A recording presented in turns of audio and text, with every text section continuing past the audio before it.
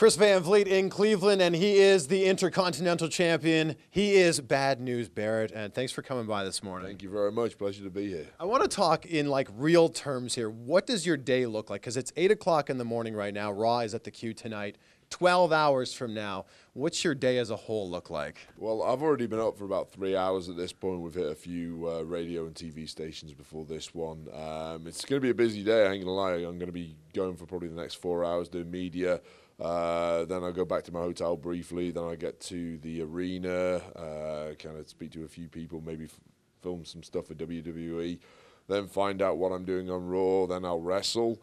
I'll go back, shower, wait till the end of Raw, get in my rental car, drive 300 miles to the next town, finally get to crash in my hotel room and do it all again the next day. Yeah, you're in Columbus tomorrow, which is like a 2.5-hour drive. You're going to go there tonight? Yeah, straight after the show tonight, we'll hit the road and drive ourselves down to the next town. Yeah. So is there any time to work out today? Today's written off, actually, because I'm doing the media stint. That's kind of my workout time that's going to get written off there. So when they tell you, Wade, you've got to do press today, are they like, Wade, I'm afraid we've got some bad news? Yeah, that's kind of how they did deliver it to me, actually. It's it's a blessing and a curse that I get that catchphrase because people love to use it against me. England lost in the World Cup the other night, and believe me, my Twitter exploded with people giving me the bad news of England losing to Italy. So. As if you didn't already know. Well, I'm a soccer addict, as you like to call it out here, and believe me, I've been glued to every game that I can watch on the World Cup so far. Does it bother you that we don't call it football here?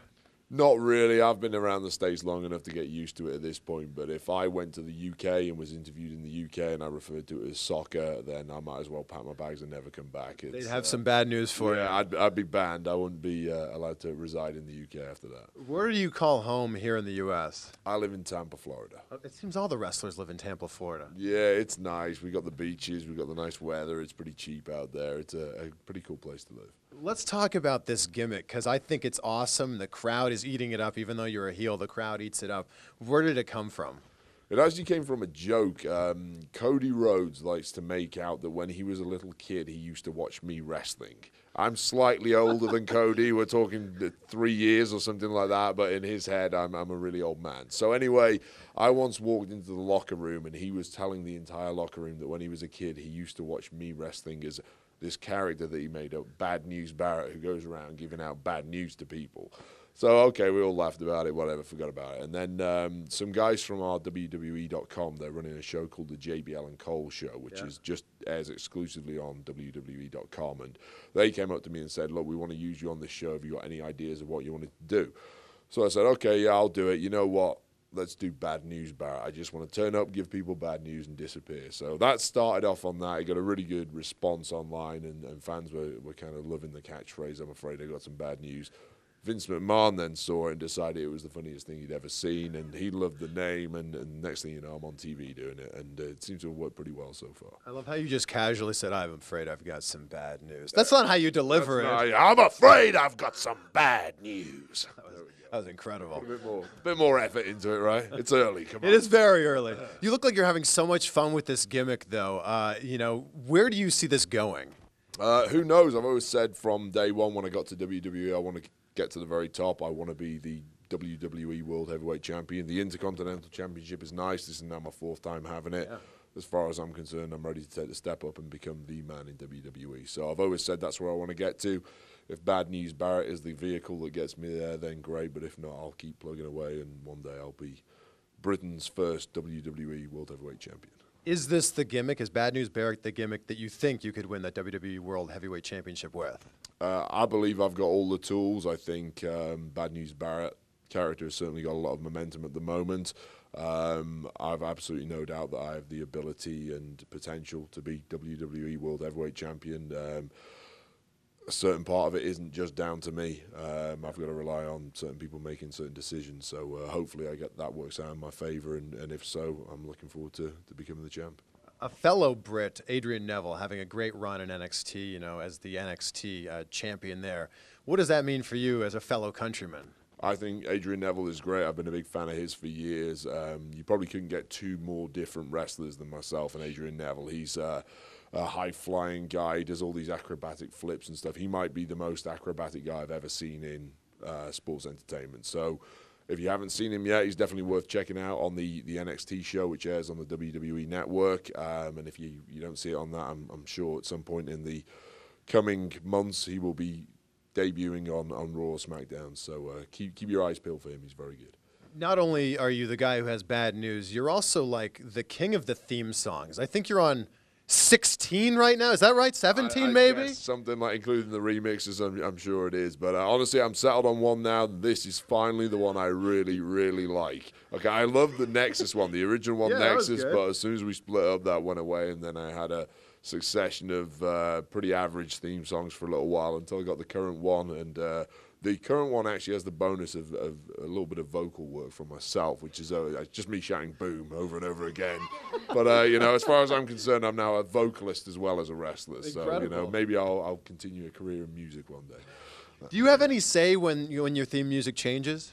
Yeah, I mean, I've complained several times over the years about the poor quality theme music that I've perceived to have been given, but at this point they said they had this new one for me. They really wanted a God Save the Queen thing at the start, which I thought was pretty cool, and then everything about the current one is, as far as I'm concerned, 10 times better than the other ones I've had. So if it's up to me, we're sticking with this one. This one will be the last one I ever have, but watch this space. Knowing me, we'll probably have a new one in a few weeks. So there's something about the British accent that Americans just immediately dislike for some reason. It's like Brits have to be heels or they have to be bad guys. And Jaguar even made a commercial about how Brits make the best villains. Is there any way that you could be a baby face with this gimmick? I think so.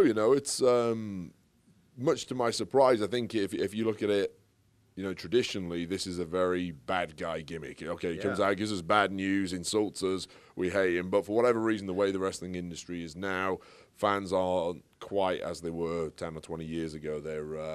They're more likely to just cheer for something that they find entertaining. And if they find the character entertaining, even if it is insulting them or being a nasty person, then, guess what? Suddenly that guy's going to be the good guy. And I think The Rock actually experienced that at points in his career when he was coming out insulting the crowds and they were finding him funny and cheering along with him, and they actually turned him into the good guy. So if that happens at some point down the road, we'll see. But for the time being, I'm the bad guy still. Would you have to say, I'm afraid I've got some good news? No, I think that would be a huge error. That's definitely not going to happen. I think the key thing is when you kind of get turned into the good guy like that, you've got to keep doing what brought you to the dance. Whatever made you the good guy in the first place, you need to keep doing that. But I'm having too much fun giving out bad news. Good news would be boring. The crowd loves this gimmick. Do you enjoy that they're cheering you even though you're supposed to be getting booed?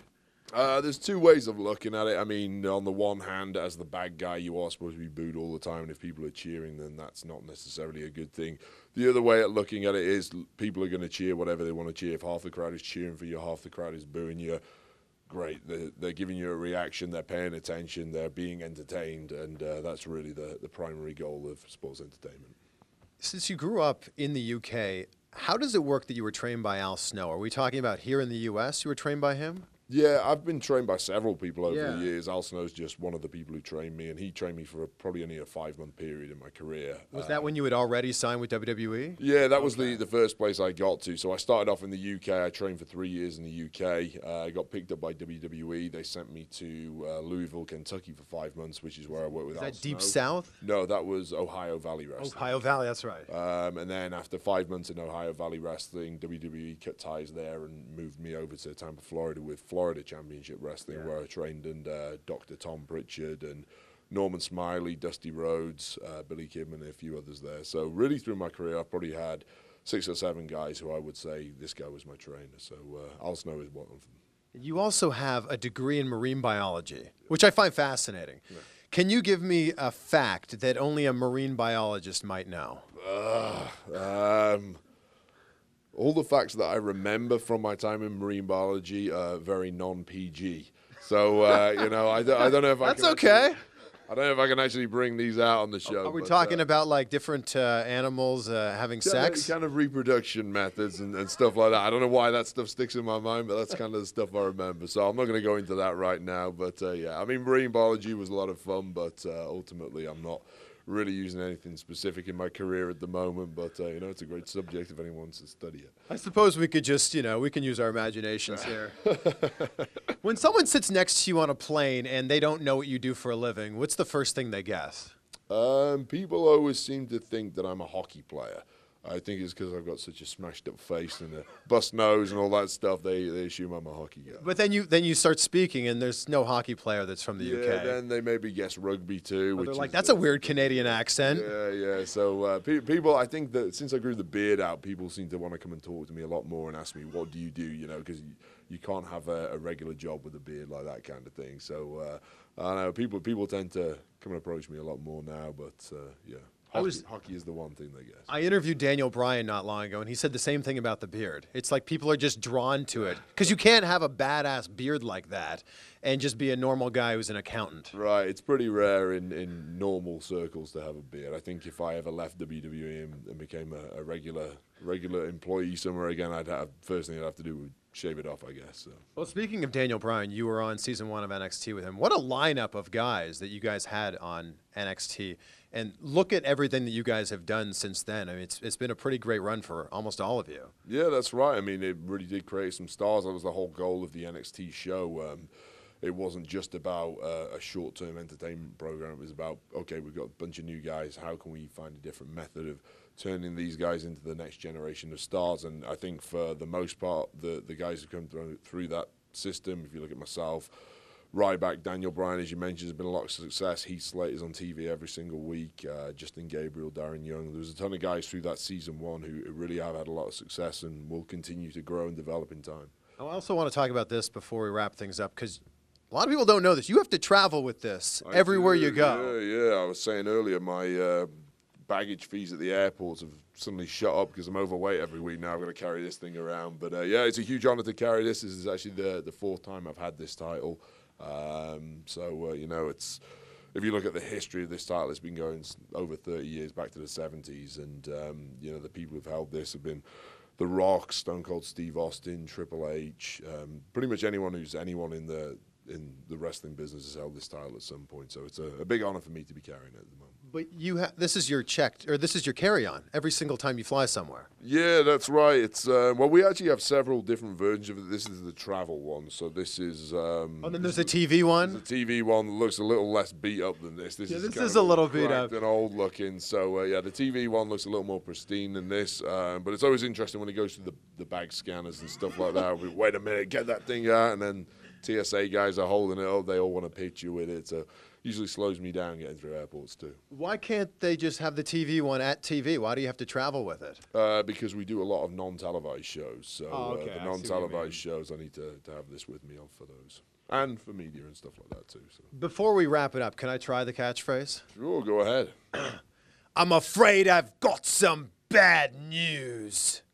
Was that okay? That's actually not bad. I give that one a 7 out of 10. A 7 out of 10? That's pretty good. The worst one I've ever heard is The Miz. His is a truly appalling impersonation of me, and I know he's a Cleveland guy, so if he ever comes back here, you have to get him to do an impersonation of me just to hear how bad it is. What was so bad about it? It literally sounds nothing like me. It doesn't even sound British. He thinks, in his head, it's an identical replica of what I say, but to everybody else in the locker room, they're just baffled that this noise he's making is supposed to be me. So there you go. If you ever get him on, make sure you ask him to do his Bad News Barrett impression. So if I got a 7, what did Miz get? Miz will get a -7. A -7? So I'm better than The Miz at something, at least. By far, and it's not even close. All right, he is Bad News Barrett, the Intercontinental Champion, and Rise here tonight at the Q at 8 o'clock. Appreciate your time. Thank you very much. Thank you.